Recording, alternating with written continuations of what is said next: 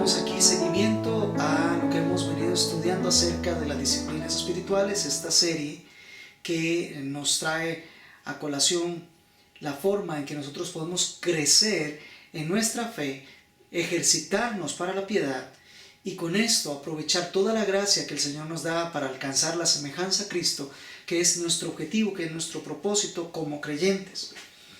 El día de hoy voy a tocar otra disciplina espiritual y que quizás a la larga muchos somos ejercitados continuamente, pero habría que revisar si realmente estamos haciéndolo bien. Me refiero específicamente a la disciplina de la oración.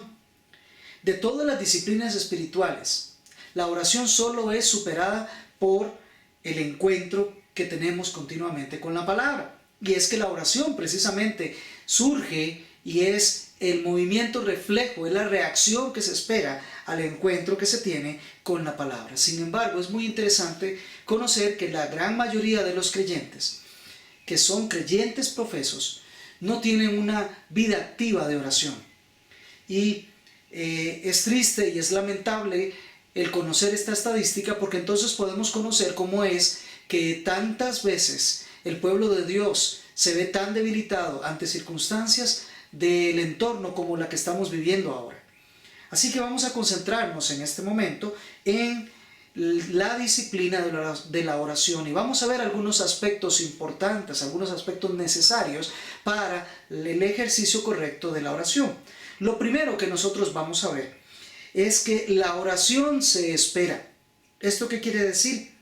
Que quienes han sometido su vida a Cristo y que conocemos la voluntad de Dios a través de las Escrituras, nos damos cuenta que Dios espera de nosotros que estemos continuamente en oración.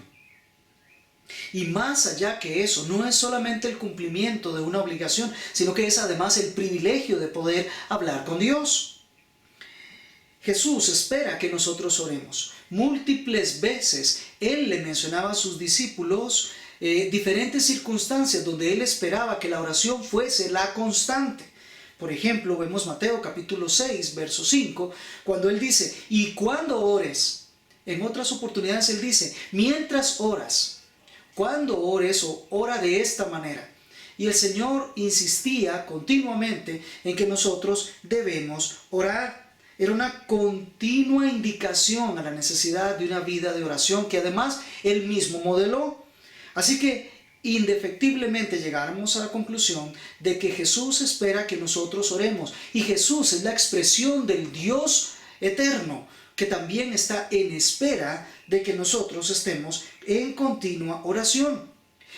La palabra de Dios también nos deja claro que se espera que nosotros tengamos una vida de constante oración. Por ejemplo, Colosenses 4, verso 2, es un texto que nos dice que debemos estar constantes en la oración. Es decir, que la oración sea constante en nosotros, que la oración sea continua en nosotros. Y nuevamente, el Nuevo Testamento, ahora en 1 Tesalonicenses capítulo 5 y verso 17, es también el escritor quien nos motiva a orar sin cesar. Es decir, por un lado se habla de constancia y por otro lado se habla de no cesar en la oración. Veamos que de continuo la palabra nos indica que es nuestro ejercicio apropiado el estar en oración. La oración lo que refleja es que hay una relación directa, que hay una relación continua y constante con el Padre Celestial, con quien estamos continuamente relacionándonos a través de la conversación, a través de la oración.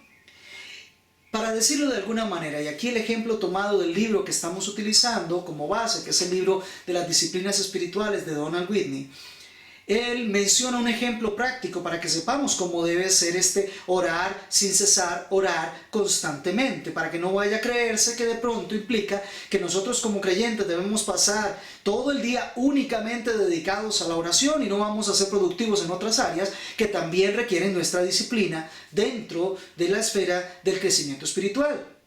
Y él lo que menciona es el siguiente ejemplo, es como que tuviéramos en la línea 1 a nuestro Padre Celestial, quien está hablando con nosotros continuamente, y de pronto las circunstancias de la vida entran como por decir una línea 2, la atendemos, pero sabemos que estamos continuamente conectados en línea 1 con nuestro Padre. En el momento en que terminamos el asunto 2, seguimos con línea 1, directamente hablando con el Padre Celestial en todo momento. Nosotros como seres humanos pasamos por diferentes etapas en la vida. Y de acuerdo a la etapa de nuestra vida, así van cambiando nuestras prioridades. No son las mismas prioridades que tenemos cuando somos niños, a aquel momento cuando ya somos adolescentes, jóvenes, o cuando somos adultos, o incluso cuando vamos llegando a la ancianidad. Las prioridades de la vida van cambiando conforme las diferentes etapas. Sin embargo, la oración debe de ser la prioridad que no cambie en nuestras vidas. Independientemente del momento de vida que estemos, debemos de tener una constante comunicación, una relación directa con Dios, una constante relación a través de la oración. Recordamos a Martín Lutero, él fue quien dijo: así como la ocupación de los sastres es hacer ropa y la de los zapateros es remendar zapatos, de igual manera la ocupación de los cristianos es orar. Así que debemos de estar concentrados en una continua oración en todo momento. Y veamos que la Escritura lo trata no solamente como una expectativa que Dios tiene de nosotros, no solamente como una ordenanza que Dios nos deja en su palabra, sino que la Escritura también nos dice que es una invitación real que nos hace el Señor a que nosotros estemos en comunión a través de la oración. Veamos lo que dice Hebreos capítulo 4, verso 16. Leo para ustedes. Por tanto, acerquémonos con confianza al trono de la gracia, para que recibamos misericordia y hallemos gracia para la ayuda oportuna. Es el Rey que nos está invitando, nos está haciendo una invitación real a acercarnos delante del trono donde encontramos su gracia y allí recibamos misericordia y socorro oportuno. Así que, ya sea que lo veas como una mera expectativa, debes de corregir tu forma de verlo y debes de concentrarte en el hecho de que es un privilegio, es un llamamiento que el Señor hace, es una invitación para que tengas comunión con Él.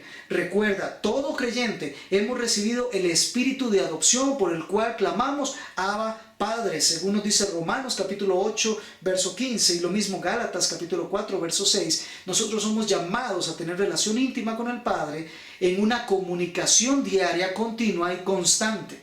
La escritura, la lectura de la escritura como lo vimos, el escuchar la escritura, el estudio profundo, la memorización, la meditación de la palabra, la aplicación de ella, es la forma en que Dios nos habla a nosotros, y la forma en que nosotros respondemos es a través precisamente de la oración.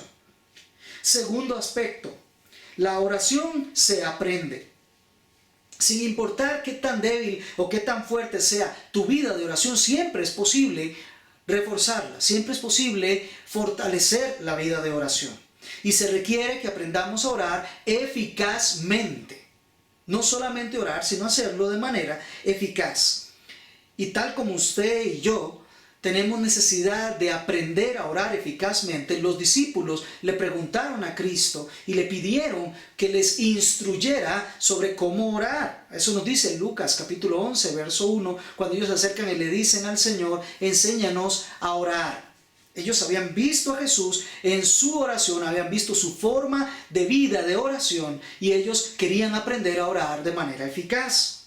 Ahora, la mejor manera de aprender a orar es orando, es decir, llevándolo a la práctica.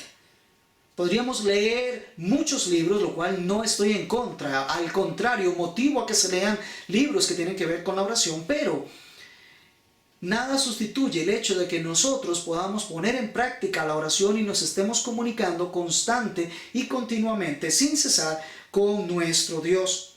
El Espíritu Santo enseña mejor a orar a aquellos quienes ya han comenzado a orar, aquellos quienes ya han comenzado en el camino de la comunicación con el Señor. El Espíritu Santo viene a fortalecerlos, viene a enseñarles. Eso nos dice Juan capítulo 16 y verso 13. Cuando el Señor dice: cuando venga el Espíritu de verdad, Él os guiará a toda verdad. Sabemos que es el Espíritu Santo el que interactúa con nosotros cuando estamos en oración para llevar nuestros ruegos y nuestra comunicación delante de Dios de la manera que a Dios le agrada. De tal forma que aquel que está orando es ayudado por el Espíritu Santo para orar mejor cada día. Es la primera manera. Pero hay otra manera en que podemos aprender a orar, y esta es meditando continuamente en las Escrituras. Ahora vas a decir, ya vimos la meditación de las Escrituras como una disciplina previa en otro de estos encuentros, de estos videos. Pues sí, claramente la meditación es el eslabón que hay entre poder tener un encuentro con la palabra y terminar luego con la oración. Mientras yo estoy estudiando la palabra, estoy sometiéndome a ella y estoy meditando en ella, eso me va a dar un paso suave, un puente hacia una oración correcta, hacia una oración eficaz. Así que el encuentro con la palabra y la oración siempre deben de ir juntas, deben de ir unidas. El proceso es el siguiente: una vez recibida la palabra de Dios, debe de meditarse en lo que Dios ha dicho y luego debe de responderse en oración a lo que Él está diciendo con nosotros. Es la forma de conversación que nosotros tenemos, tan real, tan genuina con Dios, solamente que le damos a Él el primer lugar, que Él sea el que hable. Y después nosotros meditamos y respondemos tal como Él nos está proponiendo la conversación. Es decir, la palabra de Dios alimenta la meditación y la meditación alimenta la oración. Es todo un proceso precioso que llevamos adelante cuando oramos. Estamos hablando con Dios, estamos conversando con Dios en los términos de Dios. Otra manera que nosotros tenemos para aprender a orar es cuando oramos junto con otros hermanos. Es cuando nos podemos reunir con otros que están orando. Y podemos aprender muchas veces de aquellos que han aprendido a orar mejor. Así vamos nosotros perfeccionando nuestra oración también.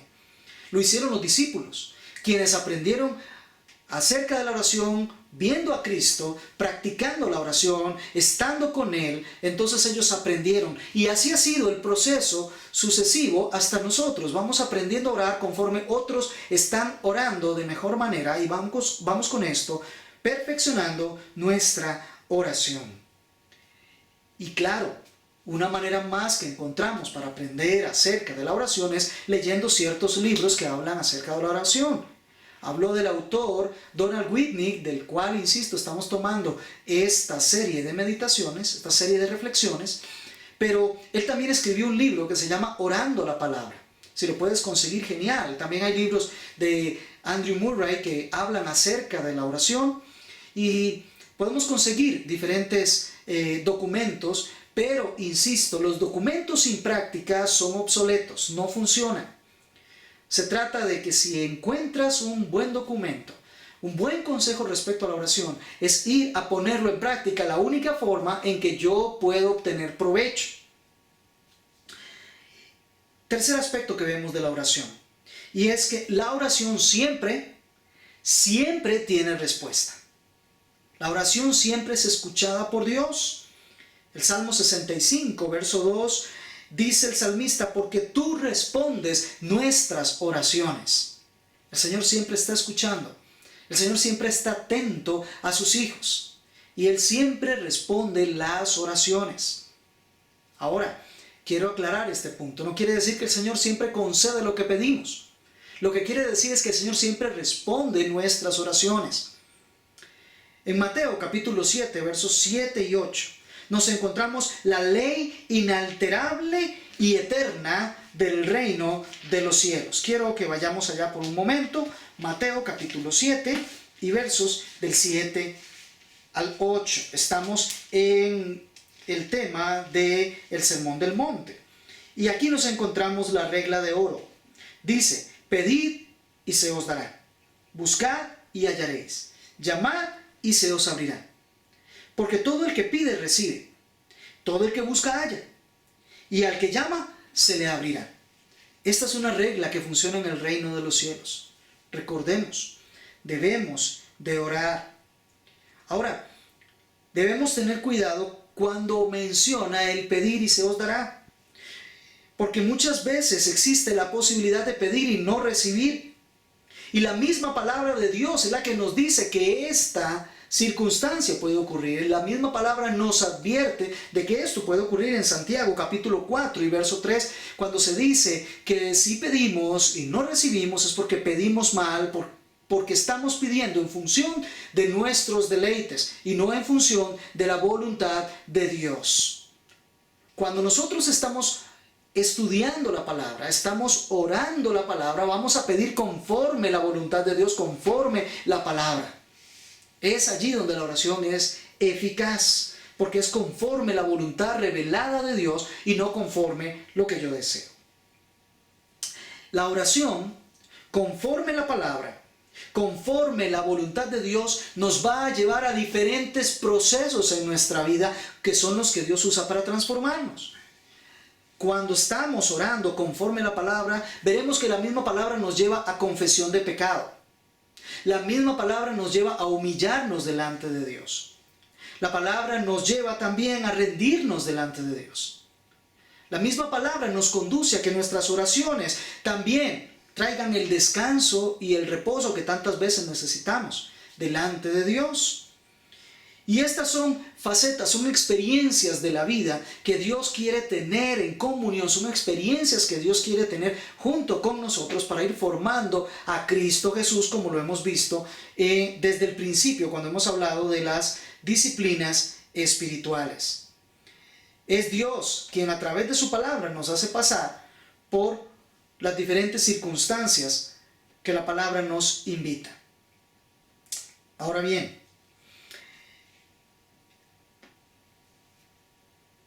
el otro tema que vamos a ver hoy, la otra disciplina espiritual que vamos a ver hoy, está muy unida tanto a el encuentro con la palabra como también está unida a la oración, y es la adoración. Jesús enseñó que debe adorarse solamente a Dios. Eso lo dijo en Mateo capítulo 4, verso 10. Es claro para nosotros que Dios espera que se le adore y que se le adore únicamente a Él. Las palabras de Cristo es: al Señor solo adorarás, a Él solo servirás. Dios espera que nosotros le adoremos. Y por cierto, ese es el propósito por el cual usted y yo estamos en esta tierra. Nuestro propósito en la tierra es glorificar, es adorar, es engrandecer, es magnificar el nombre de Dios, la persona de Dios. Ese es nuestro propósito.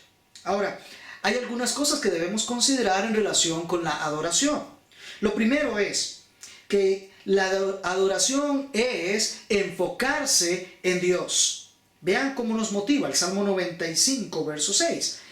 Vengan, adoremos e inclinémonos. Arrodillémonos delante del Señor, nuestro Creador. La adoración implica enfocarnos en Dios, y cuando conocemos quién es Él y quiénes somos nosotros, eso nos va a llevar a tener que arrodillarnos, a humillarnos delante de Él, a proclamar que Él es nuestro Dios, que Él es nuestro Creador.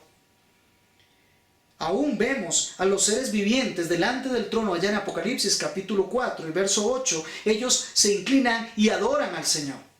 Y en el verso 11 nos dice cuál es la razón: porque tú creaste todas las cosas, porque tú hiciste todo, porque tú eres el Señor, el creador de todo, se te debe la adoración.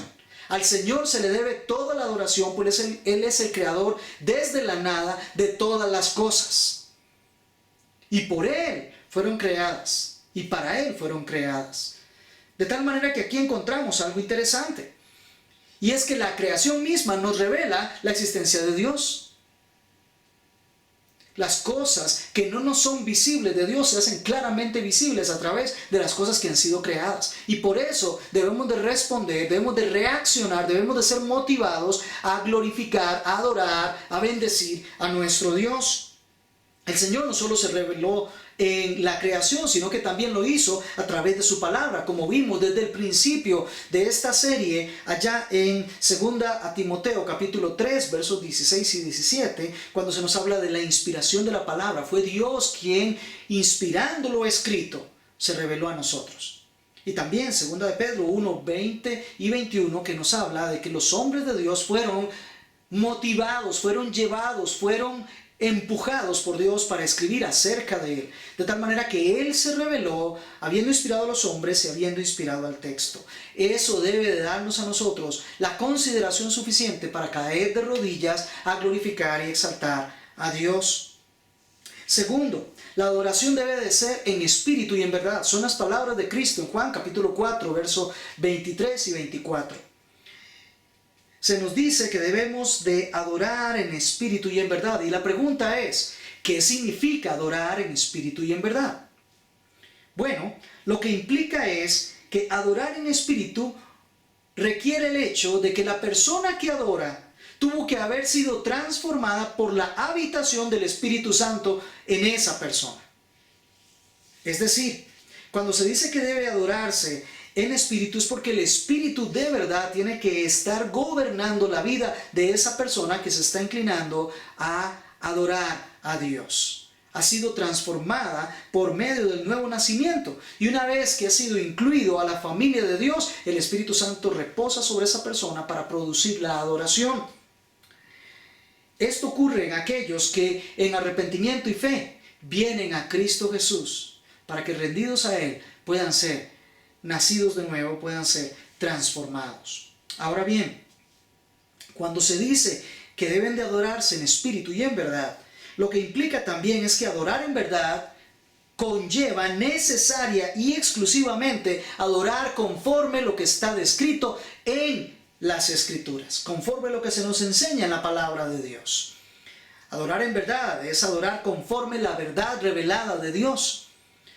Así que la adoración debe de ser una respuesta, tal como la adoración debe ser una respuesta a Dios por lo que Él nos ha enseñado en las Santas Escrituras, desde un ser interior que ha sido transformado por el Espíritu Santo. Esto es adorar en espíritu y en verdad, es hacerlo desde el interior del corazón, pero con el conocimiento de las Santas Escrituras, para responder al Señor como Él ha dicho en su palabra que debe ser. Tercero, la adoración debe ser tanto en la esfera privada como en esfera pública. La expresión individual de adoración se ve magnificada cuando al conjunto, en participación con los demás hermanos, podemos elevar juntos la adoración a Dios. Ahora es claro que esta serie está limitada a que apenas estemos revisando las disciplinas espirituales personales, las privadas, pero no olvides que todas estas también se practican en grupo, también se practican en comunidad. Ahora,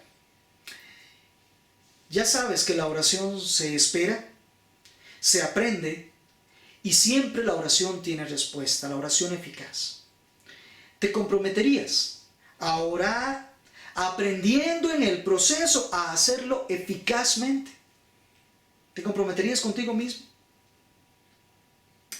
Quiero hacerte otra pregunta. ¿Eres un adorador en espíritu y en verdad? ¿Alguien transformado por el Espíritu Santo de Dios y que adora a Dios conforme su palabra? En que estamos es buen tiempo para ejercitarnos en las disciplinas espirituales que hemos visto hasta hoy. El encuentro con la palabra, escuchar la palabra, leer la palabra de Dios, estudiar la palabra de Dios, memorizar la palabra de Dios, meditar en la palabra de Dios, poner en práctica la palabra de Dios, orar eficazmente, orar guiado por el Señor, aprendiendo a ser guiados por el Espíritu Santo en nuestras oraciones y adorar a Dios, entregando la máxima expresión que sale de nuestro corazón, transformado por el Espíritu Santo, pero haciéndolo en el orden que la palabra de Dios nos da. Estas son las disciplinas que en este tiempo de reposo, en este tiempo actual en donde estamos en nuestros hogares, en la quietud, nosotros debemos de ser ejercitados. Quiera el Señor que hallarnos luego de esta pandemia ejercitados en las disciplinas espirituales, esperando todos juntos